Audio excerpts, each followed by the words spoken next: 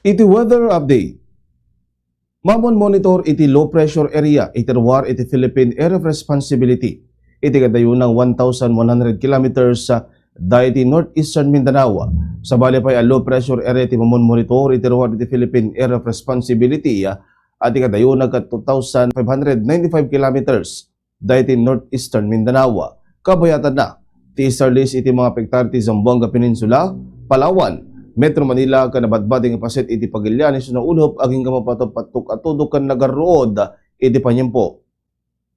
Dagiti na dumo mga temperatura iti lugar iti Pagilian at Vigan 27 degrees Celsius, Lawag 26 degrees Celsius, ken iti Baguio City 21 degrees Celsius.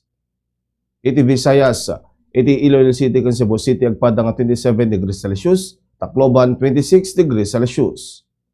Iti Mindanao, Cagayan de Oro 25 degrees Celsius, Davao City 26 degrees Celsius, Zamboanga City 27 degrees Celsius.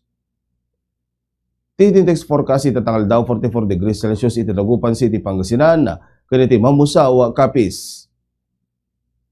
43 degrees Celsius iti Aburlan, Palawan, Barak, Catanduanes, Iloilo City, Iloilo, Dumangas, Iloilo, ken iti Burungan, Eastern Samar.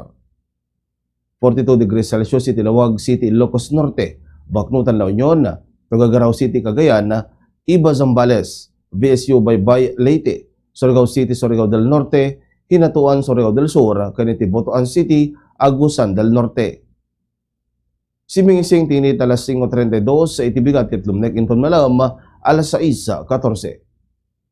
Ditan di weather update para ti Bombo News and Views sak ni Bombo Jan Joshua kabatikin this is Bombo Radio Philippines, the #1 and most trusted source of news and information, Basta Radio.